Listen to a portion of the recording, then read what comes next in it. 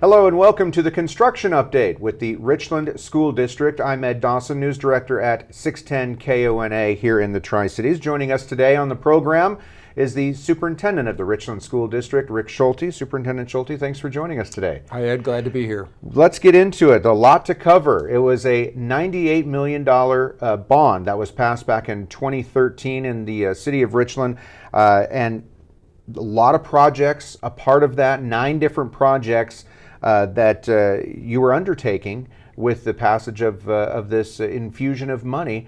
How are things going? It's been a couple years now. They're going remarkably well, very fast, and we've got a lot of new schools open and the kids are in there and they're enjoying it.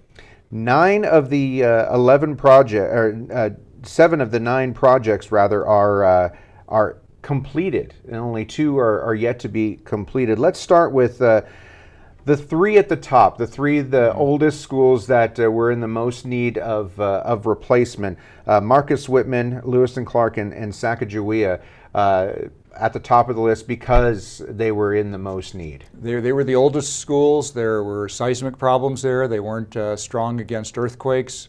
They were built in an open concept time period without walls and doors separating the schools, so they were in high need. So when the designers got together, one of the thoughts was that these 3 were the oldest. They all need basically the same type of work to be done.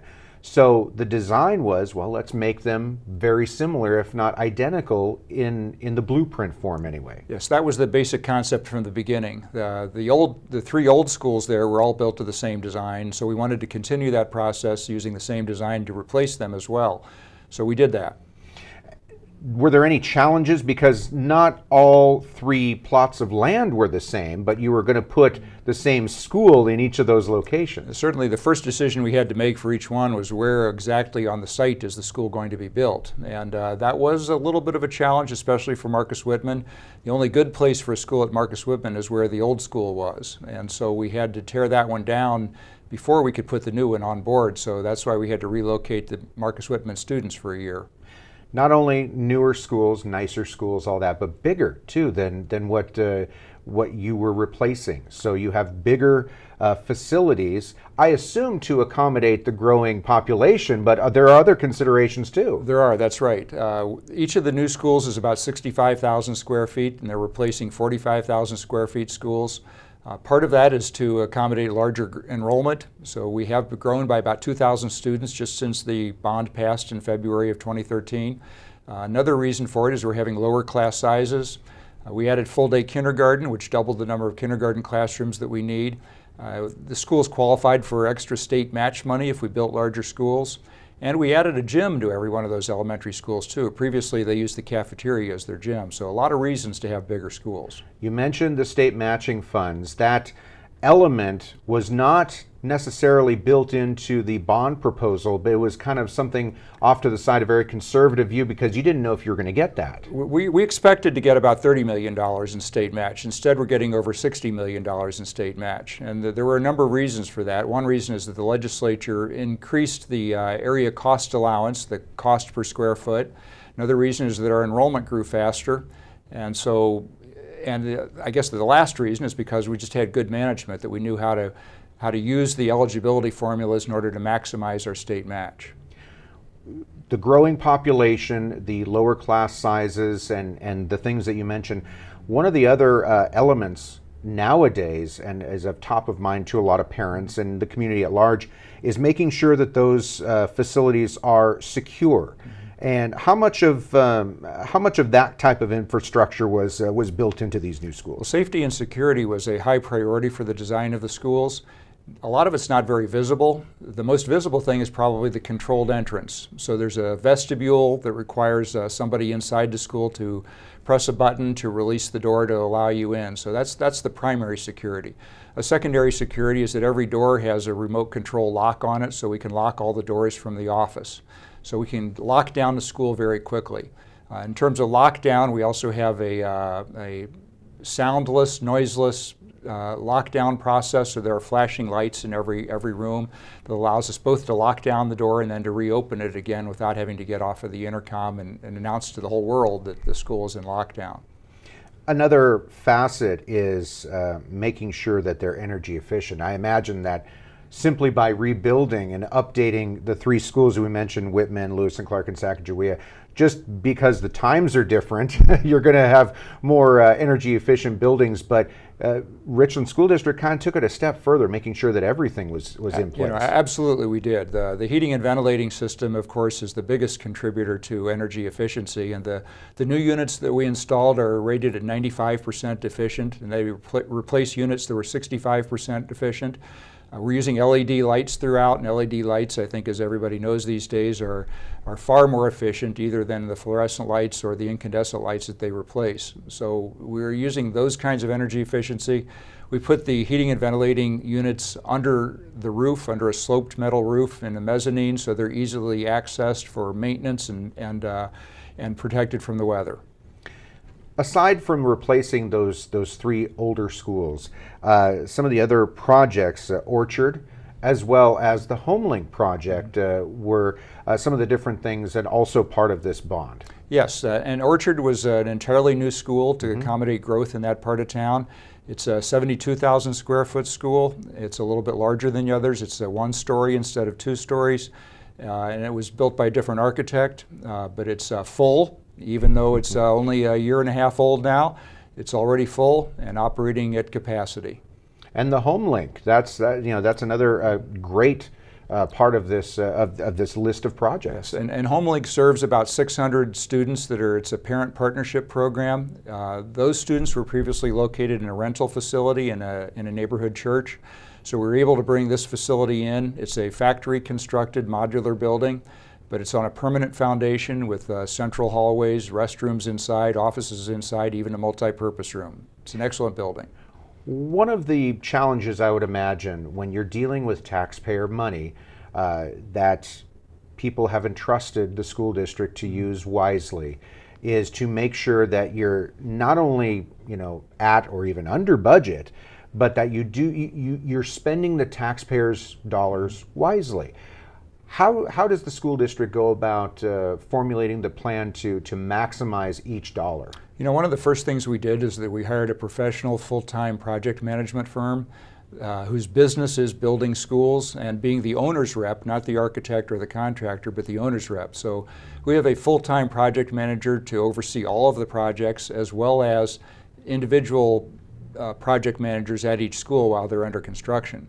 The full-time project manager conducts things such as value engineering, where they have an independent architect look at the original architect's design to see if they are energy efficient and otherwise efficient in use of their building materials.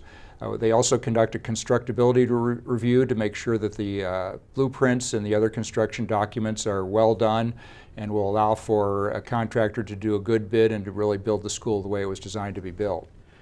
Part of this massive project or list of projects under this large bond, not all of them are schools. Some of them are facilities. So let's head over to Fran Risch Stadium. Sure. And talk about what was done. I know that you probably wanted to do a little bit more, and maybe that's down the line. But what you were able to do with the bond money is to really update the visitor side of the stands and the press box and coaches box. Yes, we completely replaced everything on the visitor side. So we installed 2,000 visitor bleacher seats. We replaced the press room, the coaches boxes, the concession stand, the restrooms on the visitor side.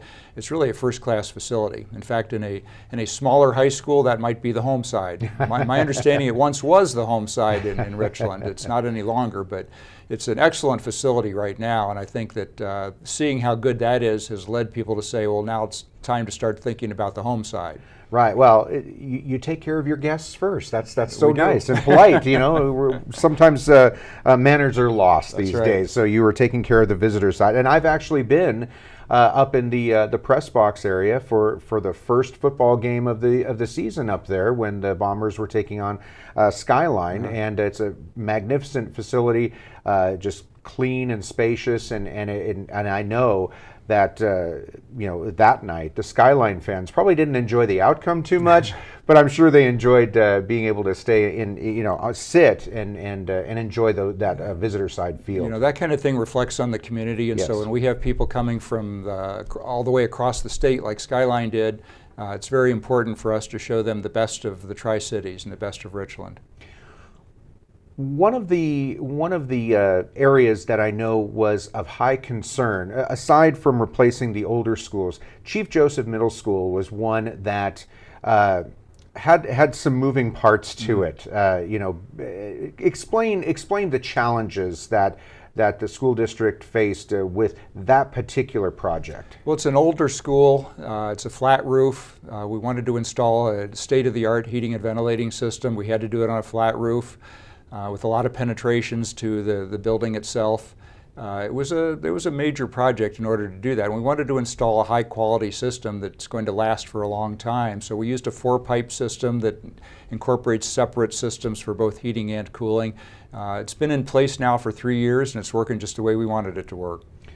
There were a number of issues that you were able to tackle. You mentioned some of them, but what you got as a result, as you can see in the video. I think it's extended the life of the school by quite a few years. So I think that the rest of the school will probably need modernization before the heating and ventilating system does. Well, you'd like to hope so, right? I hope so. That's for sure. Now we have a couple of projects that are still in progress, but are moving along really nicely. Let's start with Jefferson. Before we get to Jefferson, let's talk about the new middle school. Sure. The brand new one that's needed for the growing community, right? Yep. Yeah, this is we call it middle school number 4. It doesn't have a name yet. We have a principal and we have a planning team, and that's one of their challenges will be to name the new middle school. It's well under construction. It's out there in West Richland off of Keene Road. You'll see parts of the building. You can see the exterior looks exactly the way it's going to be when it's finished. Other parts, they're still putting up girders and steel and that sort of a thing. So a lot of people out there working, making significant progress, and it'll be open next August. Are they starting to get some feedback or some consideration? I don't want you to spill the beans about what the school might be named or anything like that, but I imagine there's that's a big thing, for elementary, middle, high school, is the name of it is incredibly important. Yeah, no, they haven't collected any names yet. They've just barely begun to form their committee. They're still recruiting parents to be part of that committee. So I'm sure that'll be one of the first things they do, along with choosing a mascot and school colors. The other part, and maybe you can kind of expand on this, being superintendent of a school district, taking on a project like this, it's not just replacing old facilities, but you have a sense of growth too, like with the new middle school and the expansion of the population. That's got to give you a good feeling that that the future looks bright. It certainly does, and we're looking ahead even the next 5 years. We expect to gain another 2,000 students in Richland. I think both Pasco and Kennewick school districts are growing at a similar pace, so I think new school construction is going to continue throughout our area for the foreseeable future.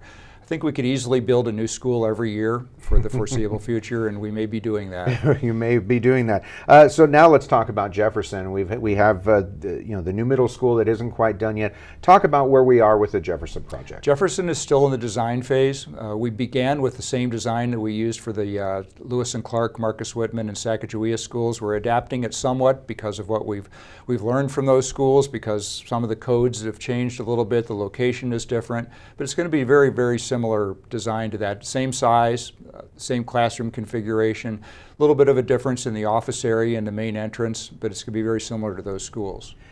So many projects and a very large chunk of change that was approved. What were some of the bigger challenges from a broader sense that the district had to tackle?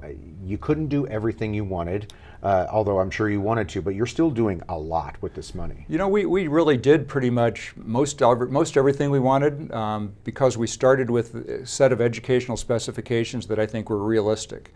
So we didn't go out there with a wish list of everything everybody wanted. We had something from the beginning that we knew was something we could accomplish and something we could achieve. From my perspective as superintendent, the biggest challenge was just doing so much so fast. And luckily we've been able to do that. As I mentioned last year, I think we opened 4 brand new schools all at the same time. Even just moving into those schools all over the summer was a challenge. Now that we're only doing 1 school a year, it feels like that's a good pace we can continue. Probably a big difference, right? You almost feel slow, right? Compared to what we were, you know, we have 1 school in construction, we just moved into 1 school, and we have 1 school in design, and that's the way we'd like to probably keep it for the next few years. Bottom line, you presented a plan, a very large wish list for this bond that was passed a couple of years ago. You get all your ducks in a row, but bottom line is you needed to convince the taxpayers that this was worthy of of them paying higher taxes to pay for. And sometimes that is a very large hurdle, but the community responded. You know, I think people should be proud of the fact that we got maximum value for the dollars spent. And I think that the new schools and the attractiveness of the Richland schools will add to property values and the attractiveness of living in the Richland school area. So I think people are going to get their money's worth out of the schools. And there, like you said, there's more to come, so stay tuned, as You they bet. say, right? Superintendent Rick Schulte of the Richland School District, thank you so much for joining us today. You bet. Thank you. Coming up, more of our construction update program for the Richland School District. We'll talk with a principal and a teacher from one of those newly refurbished schools from Marcus Whitman. Stay with us.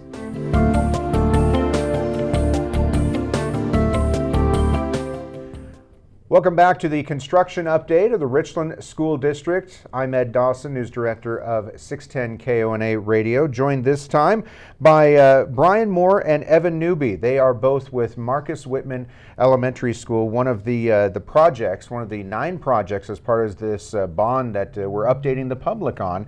And Marcus Whitman was one of the 3 oldest schools that was slated to be replaced. And both of you were in the old building, right? Well, let's start with you, Principal Moore. Give us a sense of what it was like in the old building. There's some real big challenges with the old building. One was just the facility was really breaking apart. We kind of laugh, any rainstorm that we had, we literally were moving buckets around the hallways because we'd have rain pouring through. We had extension cords and power outages and real hard time keeping up with today's technology in the old building. It was designed in the 70s, which was an open floor model, which 6 classrooms shared the same space, which really did not meet the learning needs of today's learners and today's instruction. And just in a lot of ways, it wasn't an optimal learning environment for students, and it wasn't an optimal teaching environment for our staff as well. Well, Evan Newby is a teacher at Whitman, and aside from the challenges and the nuisances, it was creating a learning problem for your students, I imagine. Yes, it was. To add to that, when it would rain, my classroom library, I would actually have to move all of the books in my classroom because the rain would go in my classroom library as well. And just the technology aspect, we had cords running all through our classroom because it just wasn't set up for the 21st century. So kids would trip over the cords. You couldn't regulate the heating and cooling in the building. So one day it might be really cold, the next day it might be really warm. So that kind of affects the way that you're able to teach kids and kids learning. I would imagine you were both watching the election returns very closely in 2013 when the bond did pass. Yes. Yeah. But even when the bond passed, there was the actual construction part, and to pull all this off, you guys had to kind of do a little bit of jockeying around, didn't you? We did. We actually had to be moved to a temporary site for the year, and that had to do with some old flaws in the lot that we were on, and where an older school was buried at one point, and we wanted the optimal placement for our building. So that we had to be moved to the old Sacagawea building, which was across town, and all of our students were bused across town, and all of our staff commuted. And it posed a real big challenge. The nice thing is our staff they were so great in the 1 year. We made it a great year for kids, even though it was a hard year for all of us. We tried to minimize the impact on students and just make it a great year for students, but it was a interesting year to say the least. From your perspective, not only for you, but your students having to commute each day for school, you were all together. The students knew you, knew the principal, and knew the other kids, but you were just in a strange building. We were, and we also had a delayed start time. So we had a late start time, and then the kids got out later, so that affected the learning as well. That's right. So Once the year was complete and you made it all through, virtually unscathed, right? Yes. And you have a brand new, shiny building to call home. Were you probably one of the first to step inside? I would Yes, imagine, right? yeah, and I was involved in the process throughout, so I had some looks even last year at it, and it's just been amazing. Even when I was involved with the construction and got to see the project halfway through last year, coming in this year, it was just amazing, and the building is just outstanding. And even, you know, we were delayed a year. There were some improvements they made to Marcus from the previous schools, and you know, we say we're very glad we got the best building, and it's the best building in the Tri-Cities area in lots of ways. And so the wait was worth it now that we made it through that year, and really the product we have, we could not be happier with the school that we have. Absolutely. How prior to the school year were you able to take a tour of not only the building but your classroom? We actually got to go the last day of school. We got to go and tour the building, and then we got to go set up our classrooms at the second week in August. What was that like? It was amazing. After, you know, I've taught at Marcus Whitman, this would be my 12th year. So we went 11 years in a building that you didn't have a classroom door. You had walls that were kind of put up many years after the school was built. So to go in and see, I have a classroom door. I have organization and storage in my classroom. I have a classroom that has a drinking fountain where kids have access to get water and they can wash their hands.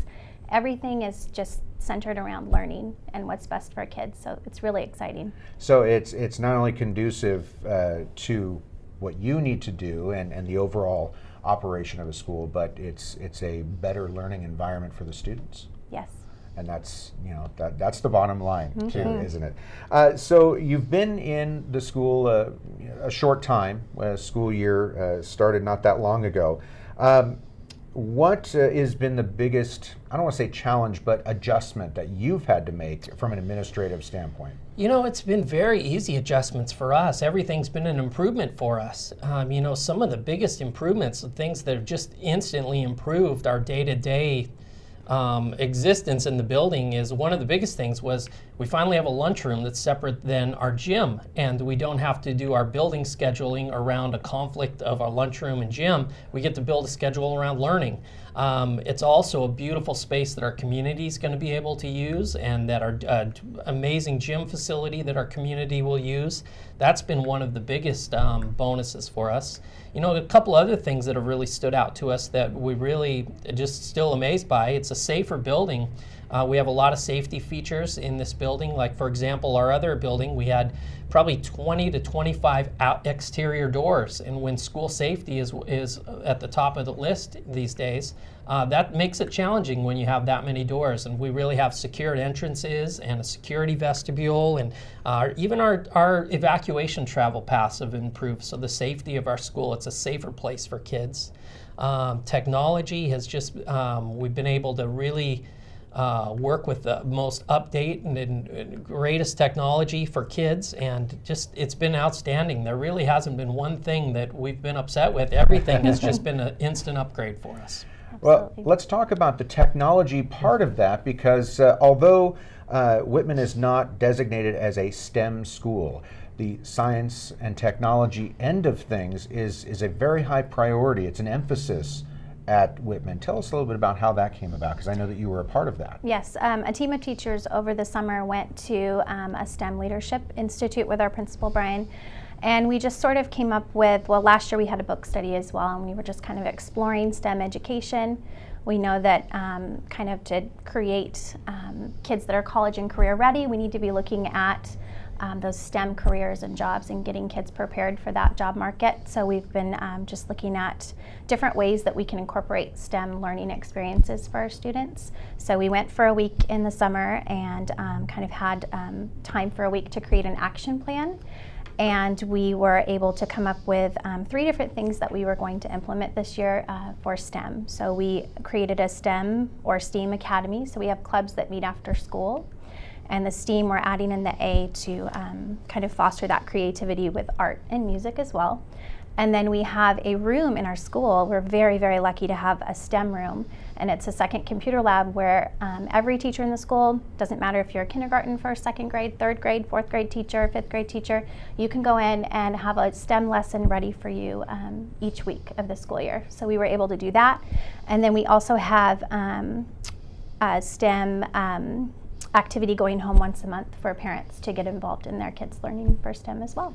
There are probably parents out there who get the STEM thing. It's it's a great thing, but boy, my kid's in third grade. We're not worried about him or her getting into the job market tomorrow. Why is STEM so important at the elementary level? I think something that we've really noticed about our population, we have a higher poverty population, and a lot of our kids lack experiences that kids in different areas might get, like going to zoos or museums or going to science centers. So one of the things that we really wanted to provide for our students is a little bit of equal opportunity by really trying to provide an experience-rich science, technology, engineering, and math foundation, really to try to generate interest early so kids know, when Evan talked about college and career ready, I know they're only in third, but trying to generate some interest around that while they're young, so when they head into middle school and high school and through that path, that they already have an interest and some experience to really equalize the playing field for all students. And when they get to middle school, they're just going to be just as successful and energized about science, technology, and math as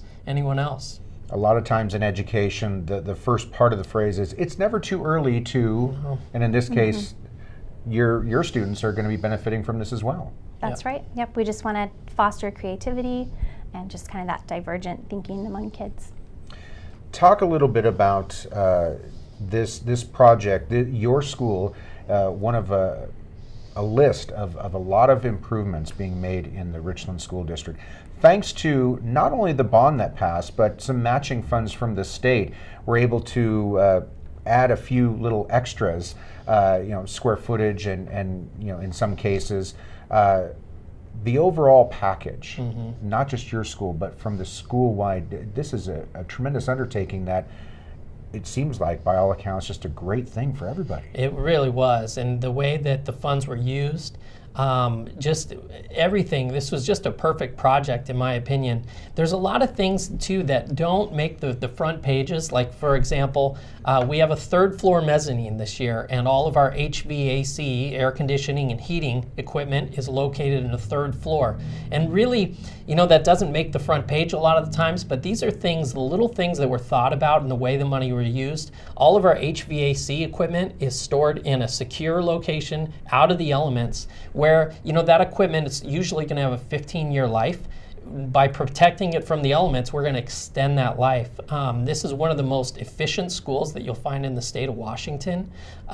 There's just so much that I could talk about on just little things behind the scenes that just make it, if it's not one of the best schools in the elementary schools in the state, I don't know what could beat it right now.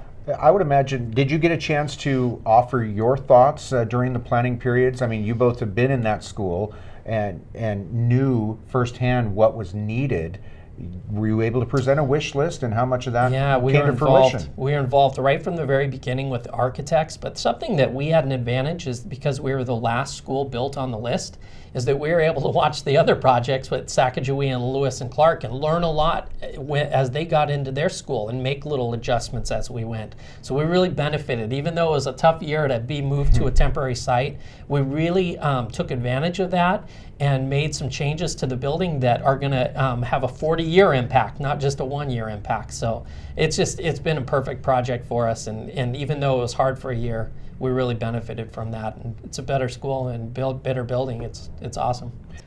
Brian Moore, the principal of Marcus Whitman, as well as Evan Newby, the teacher at Whitman. Thank you so much for joining us. Thank you. And thank you for tuning in as well for this edition of a construction update for the Richland School District.